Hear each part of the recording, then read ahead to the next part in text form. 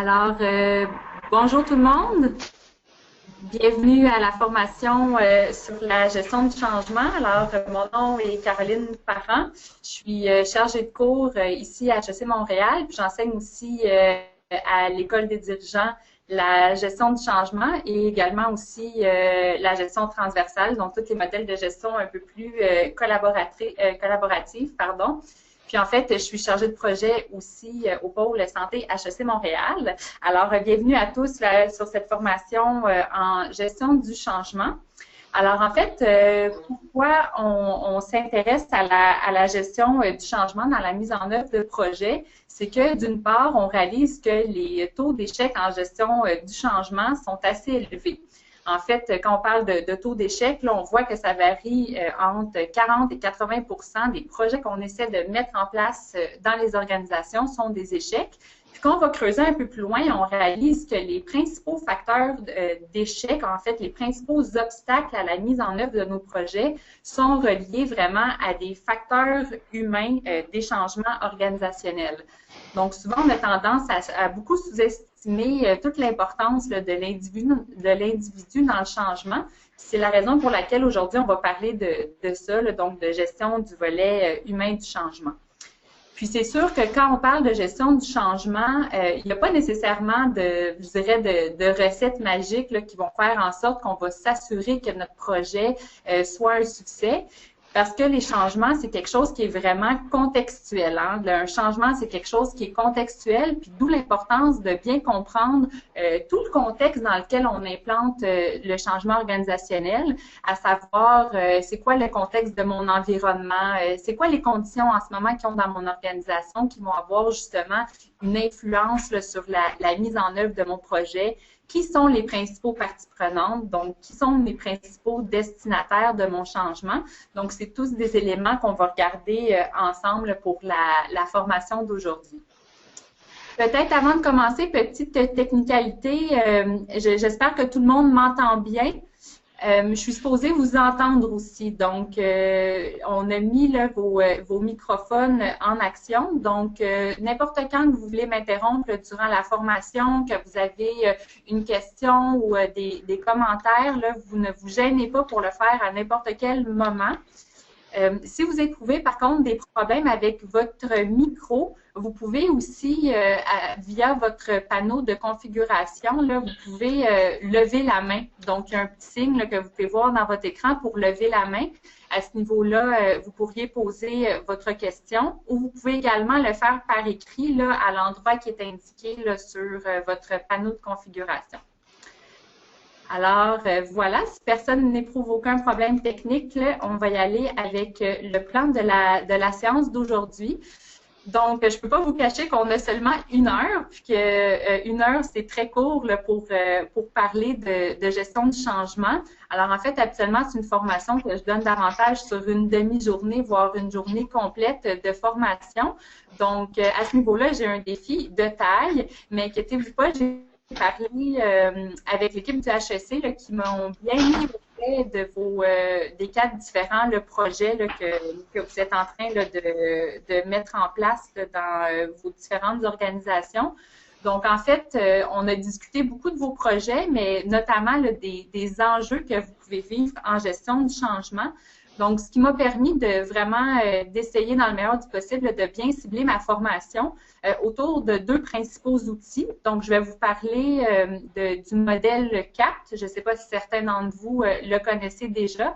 Puis, ma formation va également tourner autour du modèle des phases de préoccupation de Céline Bareil, là, qui est également un modèle bien connu là, en gestion du changement et qui est, à mon sens, là, vraiment un incontournable là, quand on parle d'implanter un projet. Puis, je vais terminer ma présentation d'aujourd'hui avec les principaux obstacles et les facteurs clés de succès des changements organisationnels. Alors, sans plus tarder, je pense que c'est important qu'on définisse ensemble, d'une part, c'est quoi la gestion du changement. Alors, en fait, il y a une définition ici là, que j'aime bien, là, qui est tirée des personnes, justement, qui ont élaboré le modèle CAPT. Alors, en fait, quand on parle de gestion du changement, on parle d'une démarche qui est structurée et dynamique. Donc, en fait, ici, ce qu'on veut dire, c'est qu'on n'est pas du tout dans l'improvisation, puis on n'est pas non plus en mode réactif. Donc, par exemple, c'est pas parce qu'on réalise qu'une fois qu'on veut implanter un nouvel outil dans un milieu quelconque et que là, les gens commencent à manifester de la résistance au changement, c'est pas là nécessairement qu'on va commencer à agir. La gestion du changement, souvent, c'est quelque chose qui va vraiment nous permettre d'être proactifs dans nos démarches pour éviter justement qu'il y ait de la résistance au changement, puis vraiment pour favoriser ici l'appropriation du changement. Donc, l'appropriation ici, c'est un mot qui est très important. Donc, notre démarche de gestion du changement, c'est vraiment quelque chose qui est là pour venir apporter du soutien à toutes les personnes qui vont être touchées par le changement. Donc ici, on ne parle pas nécessairement de notre destinataire premier, mais bien aussi tous les différents parties prenantes qui peuvent être impliquées dans une démarche de transformation, à savoir la direction de l'organisation qui est touchée, les gestionnaires aussi, hein, qui sont des acteurs vraiment pivots, des acteurs clés en gestion du changement. Donc notre démarche va venir nous permettre vraiment de favoriser l'appropriation du changement, mais du même coup aussi de préparer l'organisation, donc à savoir est-ce que on a les bons outils en place, est-ce que la structure de l'organisation est adéquate pour mettre en place le projet, est-ce que la culture aussi de notre entreprise est favorable à l'implantation de notre changement, et ça dans l'objectif vraiment d'aller retirer le maximum de bénéfices du projet qu'on essaie de mettre en œuvre. Pourquoi c'est important de gérer le changement? Je l'ai dit un petit peu plus tôt, hein, on rencontre malheureusement des taux d'échec qui sont très élevés quand on parle d'implanter des projets. Donc, souvent, les organisations sont bonnes à mettre en place une démarche de gestion de projet, à savoir, on se fixe des objectifs, on a nos échéanciers, on a nos principales étapes, on gère notre budget. Puis, on pense que si on suit à la lettre les étapes, ben on va être capable d'implanter le projet. Dans les faits, ce qu'on réalise, c'est que souvent, on va rencontrer des embûches là, qui concernent justement davantage le volet humain du changement.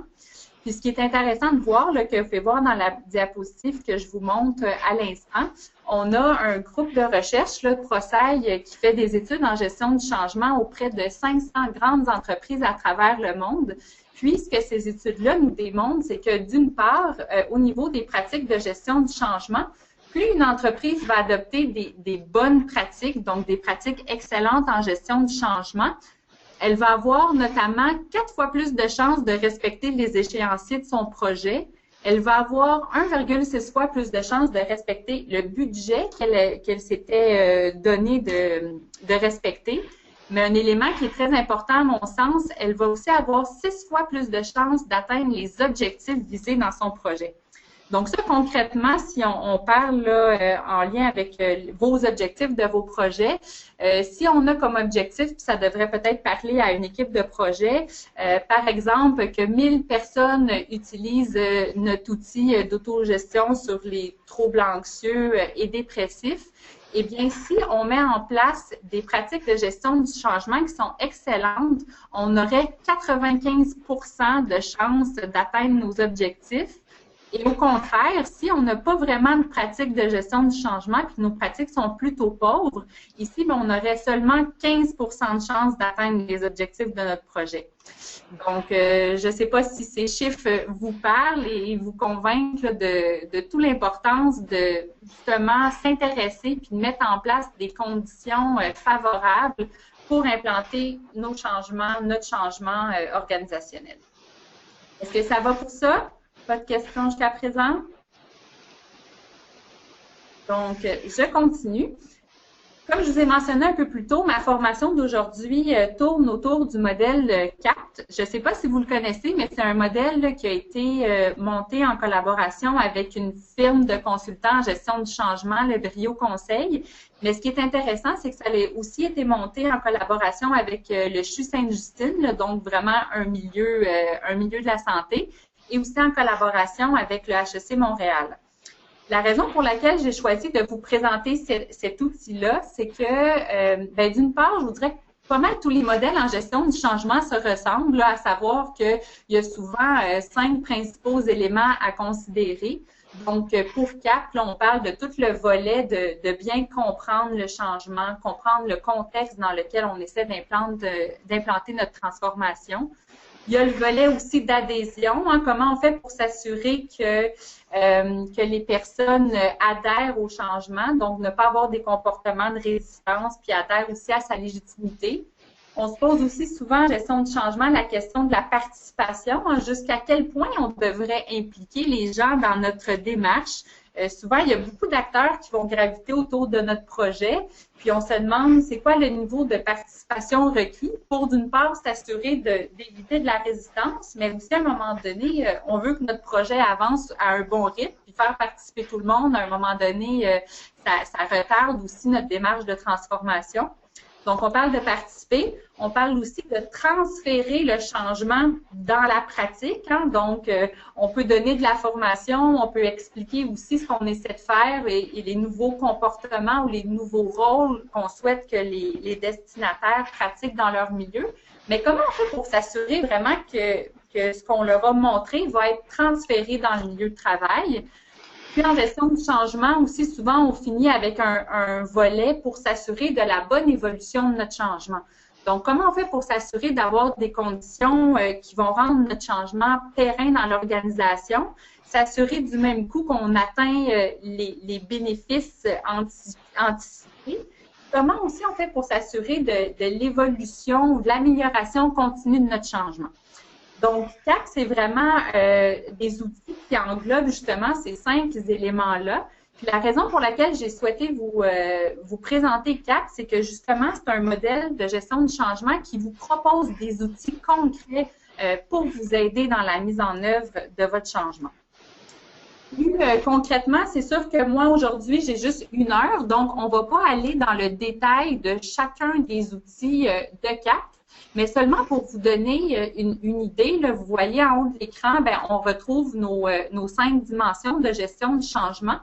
Mais si on prend l'exemple du volet comprendre, l'outil CAP nous propose ici 5 différents outils qui vous permettent de répondre aux questions suivantes. Donc, par exemple, l'outil C2 que j'aime particulièrement nous permet de répondre à la question « Est-ce que tous les membres de mon équipe de projet et le propriétaire partagent la même compréhension du projet? » Si on regarde l'outil C4, a-t-on des conditions favorables pour le changement? Donc, est-ce qu'on a en place les conditions au niveau de l'environnement qui nous permettent justement de maximiser, disons, nos chances de succès? Donc, au total, sans aller dans le détail, là, notre modèle CAP nous propose ici 14 différents outils qui vous permettent justement d'aller valider là, si on a les bonnes conditions pour s'assurer du succès de notre changement. Puis, en fait, pour chacune des dimensions, là, vous voyez dans le bas de l'écran, on a le modèle CAP vous permet, en fait, vous offre une espèce de captomètre qui vous permet justement, au final, une fois que vous avez mis en place les différentes conditions, de vous assurer, par exemple, que les gens ont réellement bien compris votre changement. Puis, une fois que c'est fait, eh bien, on peut passer à l'étape suivante. Donc, je vais aller un peu plus dans le détail là, pour chacune des dimensions. Puis, en fait, comme je vous l'ai mentionné plus tôt, on ne va pas regarder les 14 outils ensemble aujourd'hui, mais à la lumière de ce que j'ai compris là, des différents enjeux que vous vivez en gestion du changement pour l'implantation de vos projets, j'ai essayé d'aller tirer un peu l'essentiel de chacune des dimensions, peut-être de vous présenter des outils un peu plus spécifiques qui, selon moi, devraient répondre en partie à vos besoins. Alors, si je commence avec le volet comprendre, alors ici, quand on pense à une gestion du changement, comprendre, c'est une étape, en fait, de notre démarche de gestion du changement qui nous permet de s'assurer que tout le monde a développé une compréhension commune du projet de changement qu'on essayait de mettre en place. Puis c'est drôle à dire, mais je peux vous faire le pari, puis si vous voulez faire l'exercice, vous pourrez le faire par la suite, de juste regarder à l'intérieur de votre équipe de projet, puis de valider ou de poser la question à chacune des personnes, quelle est leur compréhension justement du changement que vous êtes en train de mettre en place, quelle est sa raison d'être, pourquoi on le fait maintenant, en fait, quels sont les différents bénéfices anticipés à travers le projet, Je peux vous assurer que si vous avez 5 personnes qui composent votre équipe de gestion du changement, vous allez probablement avoir 5 versions différentes de ces éléments-là. Donc, si à l'intérieur d'une même équipe de projet, des fois, on n'a pas toujours la même compréhension du changement qu'on est en train de mettre en place, imaginez-vous ce que cela représente au niveau des destinataires de votre projet, donc à l'intérieur de l'organisation ou les équipes qui vont être touchées par le changement. Donc, c'est important ici de faire l'exercice. Quand on pense à comprendre, premièrement, bien, comme je l'ai mentionné plus tôt, on va essayer de comprendre davantage le changement. À ce niveau-là, on se pose différentes questions. Par exemple, vers où va-t-on avec le changement? Qu'est-ce qu'on essaie de faire à travers ce projet-là? Pourquoi vise-t-on ces résultats? Pourquoi on les fait maintenant? Et quels sont les bénéfices anticipés?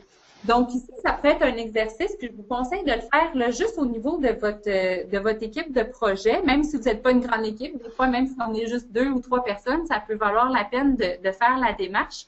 Puis également, si vous avez au niveau des organisations dans lesquelles vous implantez votre projet, si vous avez des acteurs clés, là, je sais que vous avez parlé notamment avec Luc Bélanger-Martin de gestion de projet, si vous avez un propriétaire de projet à l'intérieur de l'organisation, ça peut vous permettre quand même d'aller valider que vous avez une compréhension commune du changement que vous êtes en train de mettre en place. Puis aussi, du même coup, bien, une fois qu'on a répondu à ces questions-là, puis qu'on s'entend en fait qu'on a une compréhension commune de ces différents éléments, bien, en fait, vos communications en gestion du changement devraient être orientées autour de ces éléments-là. Parce que c'est bien beau avoir cette compréhension commune à l'intérieur de notre équipe, mais l'objectif derrière tout ça, c'est que les gens qui vont être touchés par votre changement, donc vos principaux destinataires, en arrivent également à la même compréhension de votre projet. Donc, pour comprendre, premièrement, on essaie de comprendre notre changement et également comment on va s'y prendre là, pour y arriver. Donc, davantage, quel est notre scénario de mise en œuvre de notre changement. On essaie aussi de comprendre en gestion du changement quelles sont les conditions critiques de notre projet. Ça, je vous dirais que c'est un outil là, que j'aime particulièrement dans CAP. Donc, c'est un outil qui nous permet d'aller valider que, par exemple, au niveau stratégique de mon organisation, j'ai des conditions favorables à la mise en œuvre de mon projet. Quand on parle des conditions critiques au niveau stratégique, on peut penser d'une part à l'adhésion de la haute direction. Ça, c'est un élément fondamental en gestion du changement. Est-ce que, en ce moment, vous avez l'appui au niveau de la direction des organisations qui sont touchées par votre projet? Est-ce que vous avez un appui concret et visible de la haute direction? Est-ce que vous avez, par exemple, l'adhésion du corps médical? Certaines fois, dans les projets, ils vont être touchés par les médecins ou le corps médical de l'organisation. Donc, est-ce que vous avez l'adhésion médicale? Est-ce que vous avez l'adhésion du syndicat? Pensez-vous aussi que vous, en tant que gestionnaire de projet, vous avez un niveau d'influence élevé pour aller implanter votre projet? Donc, c'est différentes conditions critiques qu'on doit prendre en considération. Au niveau de l'équipe de projet, on va se poser la question notamment, est-ce que le chargé de projet a des bonnes connaissances, mais aussi des compétences en gestion de projet? Ça, c'est une question aussi qui est très importante. Puis aussi, au niveau de l'équipe de projet, on va se poser la question, est-ce qu'on a dégagé du temps? Puis ça, je sais que le mot dégager du temps, des fois, ça peut représenter des enjeux importants, surtout quand on pense à implanter des projets dans le milieu de la santé. Mais c'est une condition critique importante. Est-ce qu'on a le temps d'implanter le projet? Au niveau de l'environnement, on va aussi se poser la question, est-ce que l'environnement dans lequel je suis en train d'implanter mon projet, est-ce qu'il y a, par exemple, un historique de changement qui est favorable ou qui est défavorable?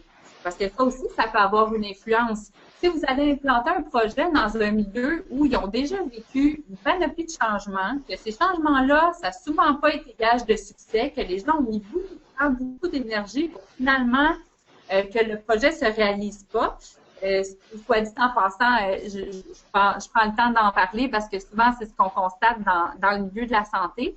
Eh bien, ça, c'est pas une condition qui va venir nous aider dans notre changement. Au niveau des conditions de notre projet, bien, on va regarder notamment est-ce qu'on a des objectifs qui sont réalistes, est-ce qu'on a suffisamment de temps. Est-ce qu'on a suffisamment de ressources pour mettre en place le projet? Donc, c'est différentes conditions critiques. Là, je vous en nomme quelques-unes, mais l'OutCap est beaucoup plus développé là, sur ces conditions critiques-là. Mais c'est juste un peu pour vous mettre au parfum à l'intérieur de vos projets, pensez-vous que vous avez les bonnes conditions pour implanter les changements dont vous êtes responsable? Moi, en fait, c'est un outil que j'aime beaucoup, que j'ai déjà utilisé dans un projet là, que j'ai réalisé en Montérégie là, qui visait à réduire des délais d'attente pour des cliniques qui étaient en charge de faire de l'évaluation diagnostique des TSA. Puis en fait, j'ai utilisé cet outil-là parce qu'on devait implanter le projet dans 8 différentes cliniques. Puis en fait, ça nous a permis, au niveau des 8 cliniques, de faire justement l'évaluation des conditions critiques. Puis nous, ce qu'on a fait, c'est qu'on a décidé de choisir comme projet pilote la clinique qui avait le plus de conditions favorables. Puis au contraire, bien, la clinique pour laquelle les conditions critiques n'étaient pas respectées, donc on sentait que l'environnement n'était pas du tout propice au changement, et on a carrément décidé de reporter le projet à plus tard, puis de dire, bien, il va falloir que vous travailliez sur vos conditions critiques, parce que nous, si on vient essayer d'implanter un changement chez vous, eh bien, les chances sont que ça ne réussisse pas parce qu'on n'a pas les conditions critiques en place. Donc, ça peut nous permettre carrément de dire, ben notre projet, on va le reporter à plus tard parce que les conditions ne sont pas favorables. Est-ce que ça va? Je vais prendre votre silence pour un bout. Je continue. Donc, quand on parle de comprendre le changement, un autre outil qui, selon moi, est très intéressant, il faut absolument qu'on comprenne qui sont les parties prenantes qui gravitent autour de notre projet. Quand on parle de parties prenantes, on parle de toutes les personnes qui vont souhaiter, d'une part, nous soutenir dans notre changement, mais autant ça peut être des personnes aussi qui ne souhaitent pas nécessairement que notre changement ait lieu, puis qui sont peut-être même là pour mettre des bâtons dans des roues. Là. Donc, pour les parties prenantes, l'exercice que je vous propose de faire là, quand on veut faire une démarche, disons, minimale en gestion du changement, c'est d'une part de faire la liste de toutes les personnes, toutes les parties prenantes, donc toutes les personnes qui pourraient avoir de l'influence ou qui sont touchées par votre projet. Donc, d'une part, on fait la liste de tous ces regroupements. Ça peut être des psychologues, des médecins, des infirmières, des gestionnaires, la direction, le conseil d'administration, le ministère de la Santé. Donc, ici, c'est vraiment quelque chose qui peut être très éclaté. Puis, en fait, il faut se poser là, 2 différentes questions pour nous permettre de les positionner dans le cadran que je vous montre à l'instant à l'écran. Donc, d'une part, pour chacun des parties prenantes, moi, je me pose toujours la question, est-ce que cette partie prenante-là a une influence élevée sur la réussite de mon projet ou il a une influence faible? Donc, ici, ça me permet de le positionner soit à droite ou à gauche de mon écran. Et je me pose aussi la question, est-ce que le projet que je suis en train de mettre en place, est-ce que c'est un projet qui a peu d'impact sur le partie prenante? Donc, dans le fond, pour lui, ça ne représente pas vraiment un changement. Ou au contraire, est-ce que c'est un projet qui, pour lui, va avoir un impact élevé sur son travail? Donc, une fois que ça s'est fait, comme vous pouvez le voir à l'écran, si j'ai une partie prenante qui a un niveau d'influence faible et qui a un niveau et que le projet a peu d'impact sur lui, on va y aller avec des stratégies qu'on dit de sensibilisation.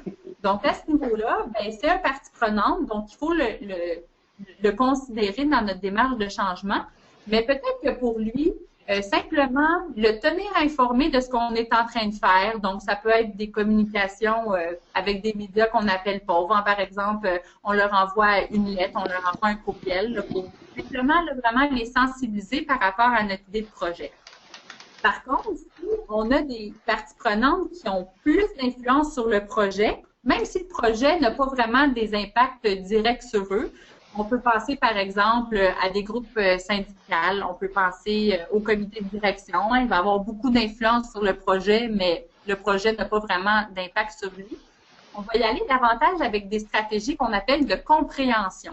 Donc, à ce niveau-là, on va chercher davantage à aller créer vraiment un échange avec le partie prenante. Donc, parce qu'il y a beaucoup d'influence sur le projet, bien, il va peut-être falloir prendre le temps d'aller s'asseoir avec lui, d'échanger en se regardant le blanc des yeux là, pour vraiment s'assurer qu'il comprenne bien le projet. Puis, on va peut-être le laisser aussi influencer le projet qu'on essaie de mettre en place. Si on continue et qu'on y va avec des parties prenantes là, qui vont être davantage touchées par le projet, donc même si une partie prenante n'a pas vraiment d'influence, étant donné que le changement représente pour lui quelque chose de majeur, on va y aller avec des stratégies d'appropriation. Donc à ce niveau-là, ça veut dire que le partie prenante va peut-être falloir lui donner de la formation là, par rapport au changement. Il va peut-être falloir faire du coaching là, pour s'assurer, par exemple, qu'il s'approprie son nouveau rôle ou des nouveaux outils au travail. Puis aussi, un élément qui est important, il va falloir prendre le temps en tant que gestionnaire de projet de bien écouter et de répondre à ses préoccupations par rapport au changement. J'attire votre attention sur le mot préoccupation parce qu'on va en parler un peu plus tard là, durant ma formation. Donc ça, c'est pour des stratégies d'appropriation. Puis je vous dirais, les parties prenantes qui sont les plus critiques là, dans le cadre de votre projet, c'est ceux qui vont avoir une influence élevée et pour qui le changement représente quelque chose de très important. Donc, souvent, pour pas nécessairement vouloir juste mettre l'emphase sur eux, souvent, on va retrouver les médecins dans cette case-là. Hein. Les médecins, ça peut être des acteurs très influents. Puis quand, en plus de ça, le changement vient remettre en question leur rôle ou remettre en question leur pratique, ici, on va davantage parler de stratégie d'adhésion. Donc, ici, on va vraiment aller, négocier en plus avec eux. On va aller vraiment leur présenter le projet. Ils vont être des parties prenantes très actifs. On va essayer de les faire participer au maximum, tout en continuant d'écouter et de répondre à leurs préoccupations.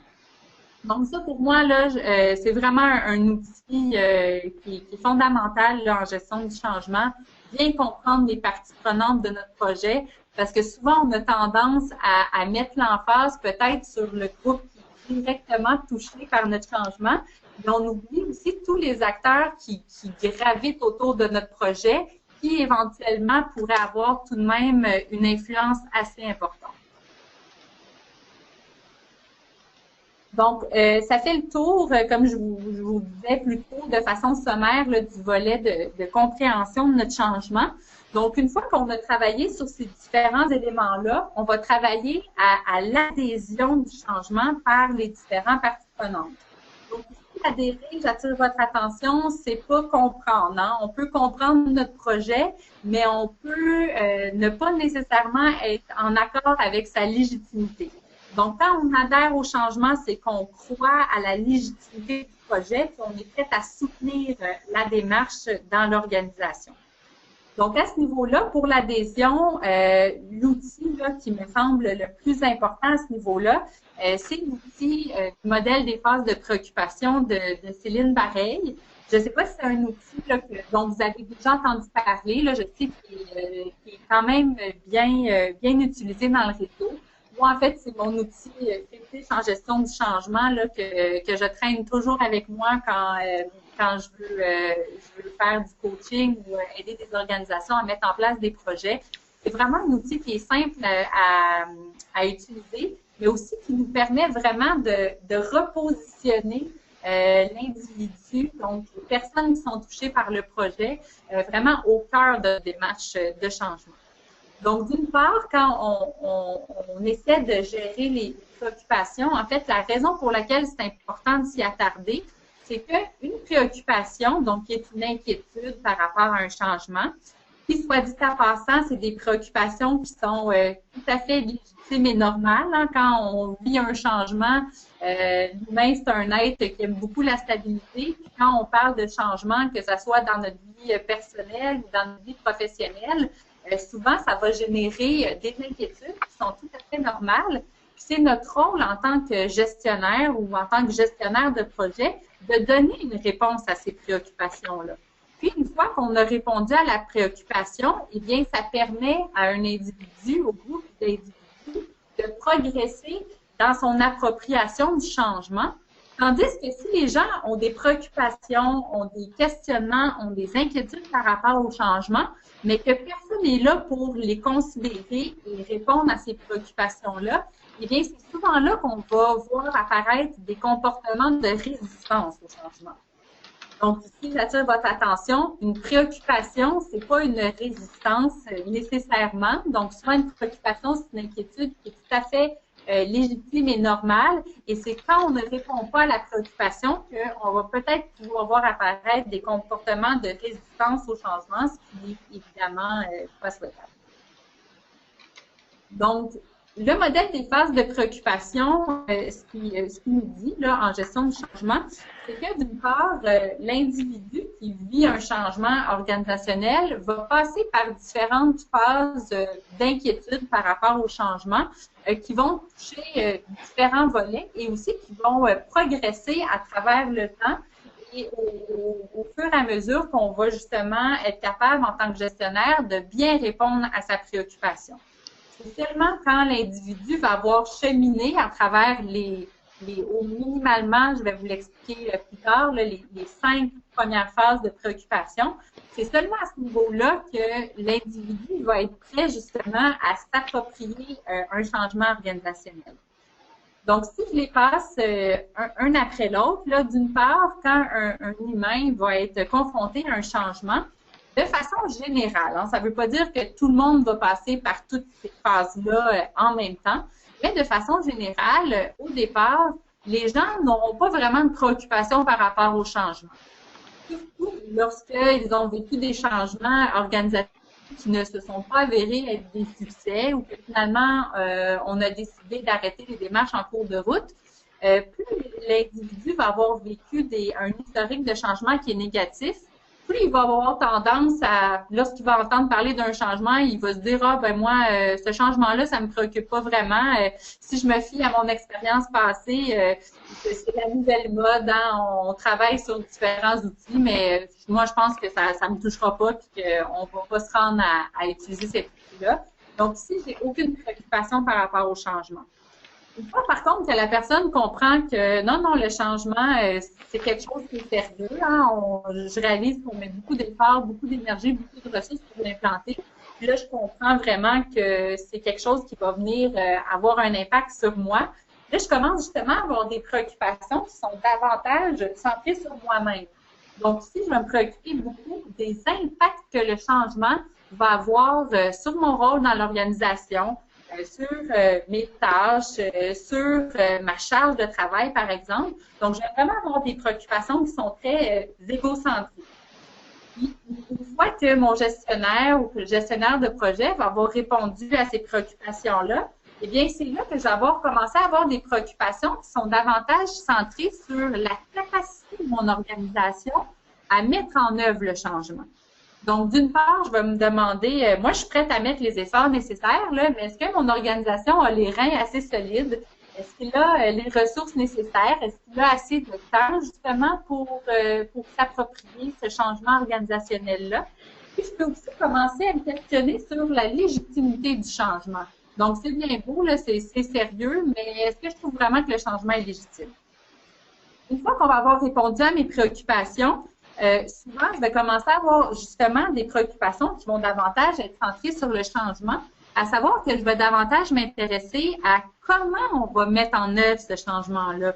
Donc, c'est beau, ça s'en vient, mais à partir de quand je vais devoir utiliser le nouvel outil de travail? Est-ce qu'on va me donner de la formation? À quel c'est vraiment le scénario, les différentes étapes, puis les différents échéanciers de mon projet qui vont m'intéresser. Je ne sais pas si vous me voyez venir à travers tout ça, mais en fait, vos communications de votre projet, de votre changement, devraient être orientées autour des préoccupations des individus. Donc ici, si vous êtes dans un stade où votre principal destinataire du changement a des préoccupations qui sont très centrées sur lui-même, hein, donc ce changement-là, qu'est-ce que ça veut dire pour moi? Ça va être quoi l'impact sur mon travail? Puis que vous arrivez, puis que vous venez présenter votre scénario de projet. Souvent, on est très rapide à parler de notre plan de changement.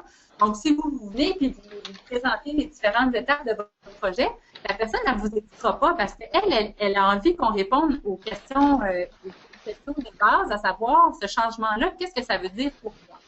Donc, si vos communications devraient vraiment être orientées autour de ce qui préoccupe vos destinataires de votre changement.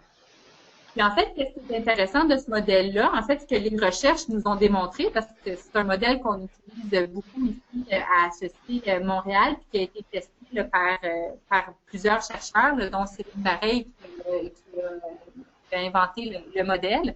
Ce qui est intéressant, c'est qu'on réalise que souvent, à un moment donné, un même groupe d'individus va avoir sensiblement les mêmes préoccupations. Donc, c'est très rare que vous allez aller voir, par exemple, un groupe d'infirmières qui est pris par un projet, que tout le monde va avoir des préoccupations de phase 1, d'autres de phase 2, d'autres de phase 3, d'autres de phase 4. Souvent, vous allez avoir un noyau important de personnes qui vont avoir les mêmes préoccupations au même moment. Donc, ça vous permet vraiment de développer des interventions ciblées pour répondre aux préoccupations de chacun de vos groupes de destinataires. Donc, si je continue, j'ai parlé de la phase 4, qui était une préoccupation davantage centrée sur le scénario du changement. Puis une fois que l'individu, on a répondu à ses préoccupations de phase 4, c'est là souvent qu'il va commencer à avoir des préoccupations qui sont centrées sur son expertise et sur son expérimentation du changement.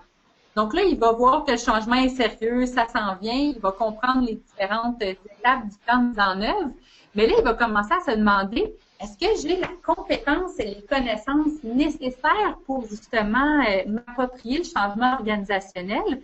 Puis je vous dirais que si vous voulez bien agencer là, vos actions en gestion du changement, ça, c'est un moment clé pour commencer à donner de la formation aux personnes qui sont touchées par votre projet ou donner du mentorat, du coaching, des séances d'autodéveloppement, par exemple. Donc, c'est quand les préoccupations sont vraiment orientées sur la phase 5. Je ne sais pas si vous l'avez remarqué, mais à l'intérieur du modèle des phases de préoccupation, on voit que une séparation là, entre la phase 5 et la phase 6. En fait, c'est pour dire que nous, notre objectif en tant que gestionnaire de projet, c'est d'amener les gens à être en phase 5 pour donner de la formation, puis par la suite, être capable vraiment d'implanter notre projet. Par contre, ce qu'on réalise avec la recherche, c'est que certaines personnes, pas tout le monde, vont continuer à avoir certaines autres préoccupations qui vont arriver une fois que le changement va être implanté. Donc, à ce niveau-là, certains qui sont souvent très motivés là, dans l'organisation vont avoir des préoccupations qui vont être centrées sur la collaboration avec les autres. Donc, eux, ils vont avoir vécu le changement, ils savent qu'il y a d'autres départements qui vont être touchés par le même projet. Ils vont avoir envie d'aller créer des alliances avec les autres pour vraiment faciliter la démarche de changement dans l'organisation. Et il y en a d'autres en phase 7 qui vont être davantage préoccupés par l'amélioration continue de votre changement. Donc, c'est vraiment pour vous donner là, un aperçu là, rapide du modèle des phases de préoccupation. Puis je vous dirais, il y a différentes façons d'aller sonder les préoccupations là, des gens qui sont touchés par le changement. Sauf que quand c'est un projet qui touche, disons, plusieurs centaines d'individus, nous, on aime le faire par questionnaire, mais souvent, hein, on peut utiliser des moyens très simples, à savoir qu'on rencontre les gens qui sont touchés par le changement, on peut les réunir autour d'une table, hein, 7-8 personnes, puis on peut carrément leur poser la question, qu'est-ce qui vous préoccupe le plus actuellement par rapport au changement? Vous faites un tour de table, puis vous allez voir rapidement que les préoccupations vont s'orienter autour d'une certaine phase et ça va vous permettre là, de répondre de façon adéquate. À ce niveau-là, pour la réponse là, aux préoccupations, vous avez ici là, un modèle là, assez synthèse pour voir c'est quoi les principales stratégies qu'on peut utiliser selon les 7 différentes phases de préoccupation de notre changement. Donc, d'une part, je vais les passer avec vous brièvement. Et quand la personne est en phase 1, donc elle n'a aucune préoccupation par rapport au changement, notre stratégie, ça va être de déstabiliser la personne. Il ne faut pas se leurrer, il faut lui dire que le changement, c'est quelque chose qui arrive. Il ne faut pas se gêner pour en parler fréquemment, répéter, demander aussi aux gestionnaires de s'impliquer là-dedans, puis dire, ben, parlez-en en réunion de travail, faites comprendre aux gens que le changement, c'est sérieux, c'est quelque chose qui va vraiment arriver, qui va être mis en place là, tout de suite. Quand la personne commence à avoir des phases de préoccupation qui sont davantage centrées sur elle-même, on va essayer de rassurer la personne. Donc, on va la rassurer notamment en essayant de préciser l'impact que les changements vont avoir sur elle. À ce niveau-là, quand on précise les impacts, c'est important ici de ne pas juste préciser les impacts qui sont positifs. Hein. À un moment donné, un changement, on ne va pas se le cacher, c'est quelque chose aussi qui peut avoir des impacts un peu plus négatifs là, pour certaines personnes. Hein. Des fois, ça va demander une charge de travail supplémentaire, hein, un temps d'adaptation pour être à l'aise avec les nouveaux outils, par exemple. C'est important aussi de montrer aux gens qu'on comprend bien que le changement, ça peut présenter des gains, mais ça peut aussi représenter des pertes. C'est important aussi d'en discuter avec les destinataires. Quand on est davantage en phase 3, donc quand on a des préoccupations qui sont davantage centrées sur l'organisation, bien là, ça va être un bon moment d'orienter les discussions ou les communications autour du choix de notre changement. Donc, pourquoi on pense que le changement qu'on est en train de mettre en place, c'est la bonne solution à considérer? Donc, pourquoi le changement est légitime? Parler des raisons autour du changement, puis bien clarifier aussi les résultats qui sont attendus par rapport à ça. Quand les gens vont être davantage en phase de préoccupation autour du changement, eh bien, c'est là qu'on peut commencer à leur parler de notre plan de match par rapport au projet. Hein. Donc, c'est quoi nos différents, nos échéanciers? C'est quoi les grandes étapes de notre projet? Comment on va procéder? Qui va être impliqué dans notre changement? Donc, ici, ça va être un bon moment pour le faire. Puis, en phase 5, comme je l'ai mentionné plus tôt, quand la personne elle est inquiète de sa compétence par rapport au changement, eh bien, c'est là qu'on va commencer à donner de la formation aux personnes qui vont être touchées par le projet. Puis, on va essayer de leur donner aussi suffisamment de temps pour qu'ils se sentent à l'aise avec le changement. Donc, en phase 6, quand la personne veut collaborer, on va davantage miser sur des stratégies pour aider la personne à partager avec les autres, hein, donc laisser du temps, puis aussi de peut-être favoriser des occasions d'échange avec les collègues de travail. Puis quand les gens sont en phase de préoccupation d'amélioration continue, eh bien, c'est important d'écouter la personne, mais aussi surtout de valoriser son expertise. La personne n'est pas là seulement pour critiquer le projet ou toujours penser qu'on pourrait faire mieux. C'est pas quelque chose qui est négatif. Au contraire, la personne elle a de l'expertise, elle a du vécu. Souvent, c'est quelqu'un qui est touché, hein, puis qui connaît très bien son milieu de travail. Donc, c'est important ici de prendre le temps d'écouter les recommandations, de voir dans quelle mesure on pourrait peut-être améliorer le changement qu'on tente de mettre en place. Est-ce que ça va pour le modèle des phases de préoccupation? Comme je vous ai mentionné plus tôt, c'est un survol, mais comme vous le savez, là, vous avez droit à tout le monde à 30 minutes de coaching avec moi. Donc, si je sais que je vais vite sur les différents éléments, mais si jamais vous voulez qu'on reprenne du temps ensemble pour regarder peut-être plus en détail certains outils que je vais présenter aujourd'hui, on aura l'occasion de le faire lors de notre Alors, ce qui m'amène à vous parler de la troisième dimension là, de notre démarche de gestion du changement. Donc, ici, on va parler de participation des gens.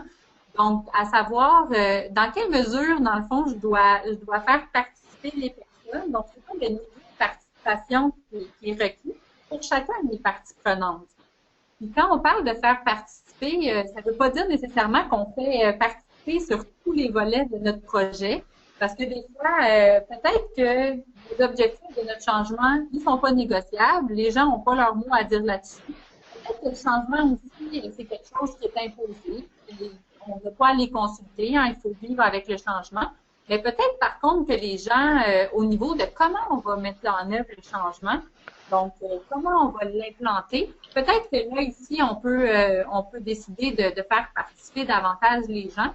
Donc ici, comme vous allez pu comprendre, il y a différents éléments sur lesquels on peut faire participer nos destinataires de notre changement. Puis ici, on va se poser la question sur chacun de ces éléments-là, est-ce qu'on y va par imposition? Donc, non, les gens n'ont pas vraiment leur mot à dire sur les objectifs de notre projet ou sur l'outil qu'on est en train d'implanter. Donc, ici, on y va vraiment par imposition. Peut-être que pour certains groupes, on veut y aller avec la consultation. Donc, ici, oui, sur le changement lui-même, hein, des fois, on va décider d'aller consulter les gens, donc faire des tours de table, écouter les différentes idées qu'ils ont par rapport au changement.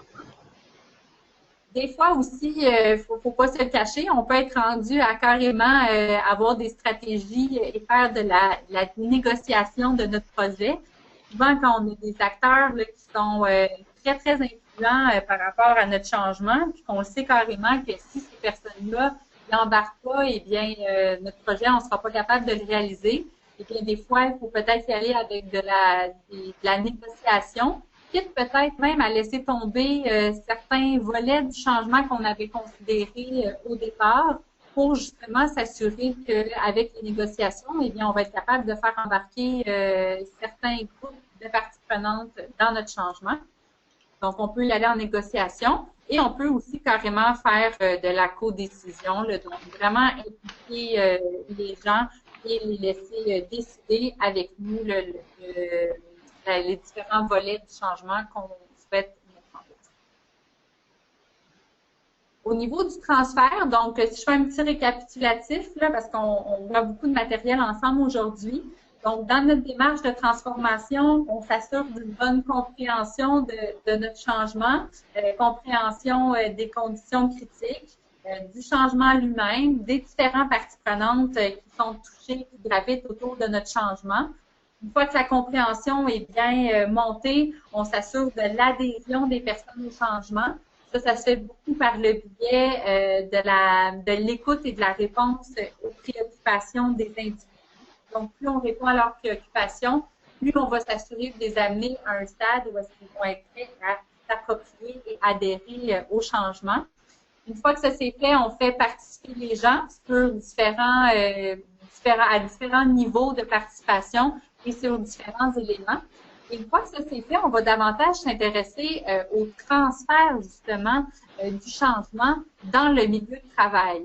Donc, à ce niveau-là, j'attire votre attention sur deux différents éléments.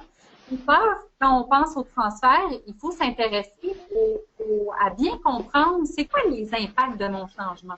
Ça, je vous dirais, souvent, c'est quelque chose qui est sous-estimé par les équipes de projet. On ne comprend pas tous les impacts que le changement représente pour les différents groupes d'individus.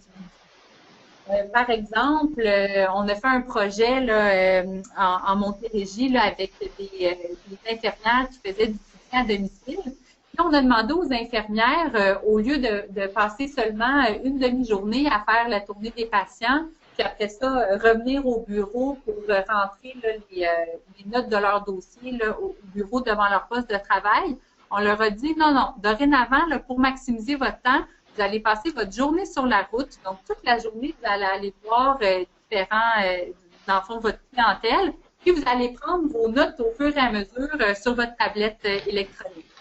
Eh bien, a priori, on peut se dire, ah, ben, c'est pas trop un gros changement. On leur demande simplement d'utiliser un nouvel outil de travail. Mais dans les faits, c'est un changement qui présente des impacts vraiment importants, notamment tout au niveau culturel, hein, de l'organisation, au niveau de la motivation. Tu sais, les personnes maintenant, les infirmières, c'est des gens qui travaillent tout seuls, tandis que dans le passé, ben, elle avait un moment dans la journée où elles se rejoignaient ensemble, où est-ce qu'elles pouvaient échanger avec leurs collègues de travail. Donc, ça vient beaucoup le côté relationnel, la motivation au travail, l'organisation au travail, mon lieu de travail, comment j'organise ma journée. Donc, c'est vraiment un changement qui a des impacts très importants.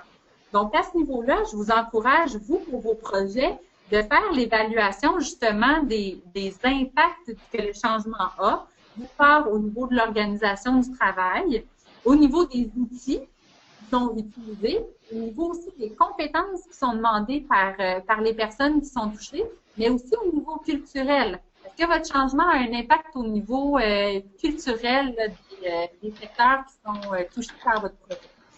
Donc, une fois qu'on a bien compris les impacts, eh bien, pour chacun des impacts, il faut se poser la question, c'est quoi la stratégie de formation qui va être adéquate pour mon groupe de destinataires. Donc, à ce niveau-là, est-ce que c'est mieux d'y aller avec une formation en classe, par exemple, ou peut-être seulement une séance d'information pour leur expliquer rapidement le niveau de nouvel outil qu'on leur demande d'utiliser, par exemple. Est-ce qu'on y va en coaching? Est-ce qu'on y va en mentorat? Est-ce qu'on y va en e-learning? Bref, différentes stratégies de formation qu'on peut utiliser pour chacun des impacts de mon changement. Le dernier volet de notre démarche de changement, c'est le volet évolué, qui malheureusement est souvent un volet qui est rapidement escamoté par les différentes équipes de projet.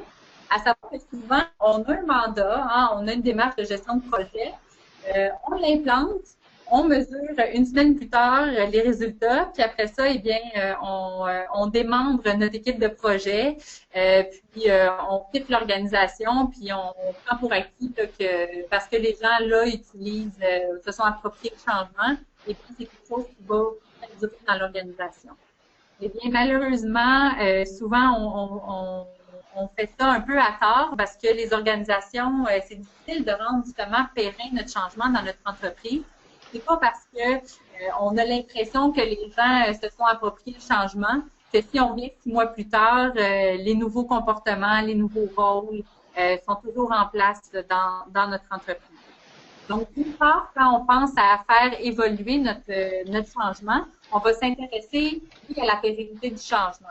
Donc, est-ce qu'on a l'impression que les gens se sont appropriés le changement, se sont appropriés les nouveaux rôles? Perçoivent le projet comme étant quelque chose de légitime. Hein? Même à la fin de notre démarche, c'est encore toujours important de se poser cette question-là. Aussi, on va s'intéresser aux bénéfices de notre changement. Donc, ça, pour en avoir parlé avec l'équipe d'HEC, je pense que vous avez tous des objectifs, là, des objectifs à réaliser dans le cadre de votre projet. Donc, ici, c'est important de venir prendre une mesure pour savoir si on a atteint les bénéfices de notre changement. Dans un monde idéal, je vous encourage fortement à venir prendre cette mesure-là à différents moments dans le temps. Donc, peut-être, oui, aujourd'hui, mais dans 6 mois, dans 1 an, pour s'assurer vraiment que le changement continue d'avoir les bénéfices escomptés. Puis, le dernier volet qu'on va considérer, c'est vraiment de mettre en place des mécanismes d'amélioration continue pour s'assurer de l'évolution de notre changement. Parce qu'en fait, on ne souhaite pas que ça soit quelque chose de statique, qui ne change jamais. Au contraire, on souhaite mettre en place des conditions pour s'assurer qu'une fois de temps en temps ou de façon continue, le changement soit quelque chose qui soit révisé pour s'assurer justement de sa bonne évolution à travers le temps. À ce niveau-là, des fois, on peut décider de garder une équipe de projet en place, hein, peut-être pas à temps plein, mais bon, d'avoir quand même une ligne d'écoute hein, pour être capable aussi de recueillir les commentaires des gens, même si ça fait 2 mois, 3 mois que le changement a été implanté, parce qu'ils ont des suggestions d'amélioration continue. Donc, ça peut être différentes stratégies à considérer. En conclusion à la présentation, ma brève présentation d'1 heure là, sur la gestion du changement, j'ai trouvé intéressant là, de vous montrer, là, vous présenter en fait quelques faits divers sur la gestion du changement, à savoir, selon vous, quels sont les facteurs les plus déterminants pour prédire le succès d'un changement? Je ne sais pas si quelqu'un oserait tenter une réponse à la lumière de l'information que je vous ai donnée aujourd'hui.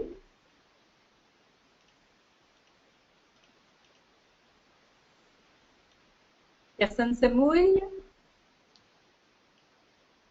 Alors, écoutez, je laisse aller le suspense. Donc, ici, pour les facteurs les plus déterminants pour prédire le succès d'un changement, je vous invite fortement à vous poser la question si c'est des conditions que vous avez actuellement pour vos projets.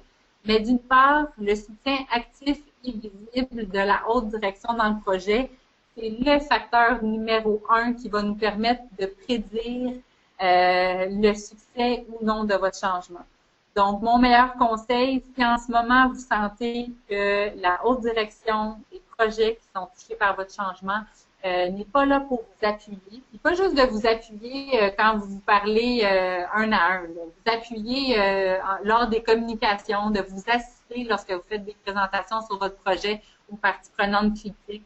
Donc ici, le mot visible est important. Posez-vous la question s'ils sont là, puis s'ils sont là pour vous soutenir dans le changement, parce que c'est vraiment la condition critique la plus importante pour le succès de votre projet. L'utilisation d'une approche structurée en gestion du changement, ça arrive en numéro 2. Donc, souvent, on constate que on implante des projets, mais qu'on sous-estime beaucoup le volet gestion du changement. Donc, de vous poser la question, est-ce que vous, dans vos démarches actuellement, est-ce que vous pensez à la gestion du changement? Est-ce que vous avez des stratégies aussi en place pour répondre aux différents enjeux, différents volets dont on a discuté aujourd'hui? Donc, ça encore là, c'est un facteur là, déterminant pour prédire le succès de votre démarche. Il faut avoir aussi, c'est beau dire, on a une approche structurée, mais avec ça, est-ce qu'on a des ressources? Est-ce qu'on a du temps? Est-ce qu'on a de l'expertise aussi en gestion du changement? Est-ce qu'on a un budget qui est dédié à ça? Question intéressante à se poser. Puis, en 4e position, on a d'avoir des communications fréquentes et ouvertes sur les besoins de changer. Ici, si j'ai un conseil à vous donner, c'est pas parce qu'une fois vous êtes allé rencontrer un groupe de parties prenantes puis que vous leur avez dit que le projet c'est important puis que vous avez expliqué la raison d'être et les bénéfices anticipés. Donc, c'est pas parce que ça a été fait une fois que le message a bien été enregistré. Donc, à ce niveau-là, c'est important vraiment de continuer à communiquer ça auprès des acteurs touchés par le projet. Puis à ce niveau-là, ça peut être intéressant aussi d'impliquer justement la haute direction dans vos différentes communications. Dans les obstacles les plus communs, vous allez voir, ça fait des liens directs avec les facteurs pour prédire le succès. Donc, d'une part, dans les obstacles les plus communs, eh bien, un parrainage inefficace du changement des hauts dirigeants. Donc, quand les hauts dirigeants ne sont pas là pour nous soutenir, eh bien, c'est un obstacle très, très fréquent qu'on observe. La résistance au changement, d'où l'importance de bien écouter et de répondre aux préoccupations de vos différentes parties prenantes pour éviter justement la résistance au changement. Des ressources et du financement qui sont pas suffisants en gestion du changement. Et pour terminer, un non-arrimage entre la gestion de projet et la gestion du changement. Je l'ai rajouté celle-là, je la trouve quand même intéressante. Hein. Vous avez suivi une formation en gestion de projet. Eh bien, c'est important ici de l'arrimage entre les deux. Souvent, dans les organisations, on va voir partir une équipe de gestion de projet, une équipe de gestion du changement, puis ça va être des démarches qui sont faites en parallèle. Donc, à ce niveau-là, je vous encourage fortement à combiner ensemble ces deux démarches-là et faire de la place à la gestion du changement dans le cadre de votre démarche de gestion de projet. Alors, et la résistance, pardon, le dernier obstacle des cadres intermédiaires, je l'ai mentionné dans le titre de jeu un peu plus tôt aujourd'hui, mais on parle souvent de la résistance au changement des employés, mais il ne faut pas non plus sous-estimer dans notre changement les fameux gestionnaires qui sont souvent des acteurs très, très puissants qu'on a tendance à sous-estimer quand on pense à de la gestion du changement.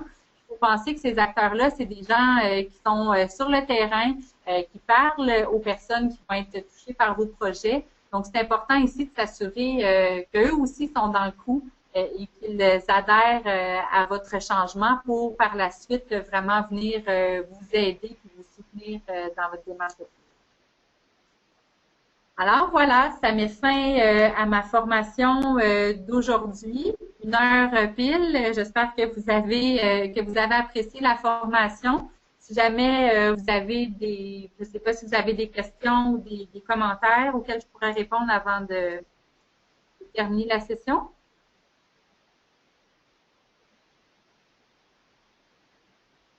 Donc, pas de questions, pas de commentaires. Écoutez, je vous remercie puis je vous invite fortement à prendre contact avec moi si vous souhaitez qu'on regarde en détail la réponse aux différents éléments.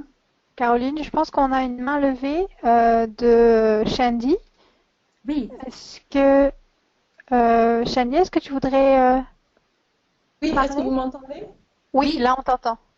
OK, bonjour Nadia. Merci beaucoup Caroline, c'était très très utile, très intéressant. C'est Shandy Miller au sein du Réseau 1 Québec.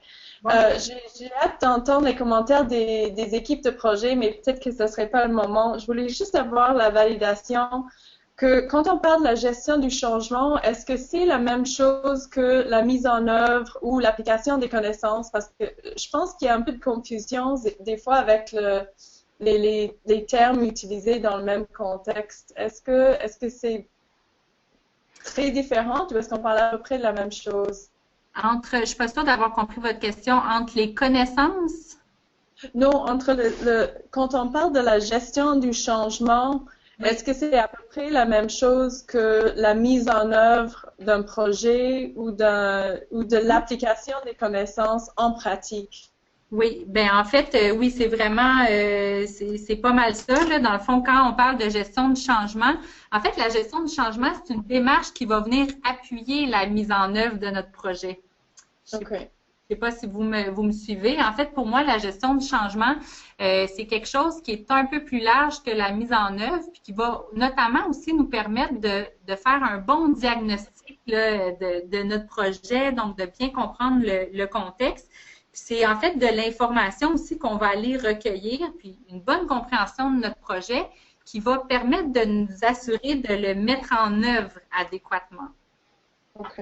Super. Ben, merci beaucoup. S'il n'y a pas des questions des équipes, j'aimerais bien savoir, j'aimerais bien savoir s'ils se retrouvent dans les 7 phases des préoccupations et ainsi de suite, mais on va en parler après peut-être. Merci beaucoup. Ça me fait plaisir.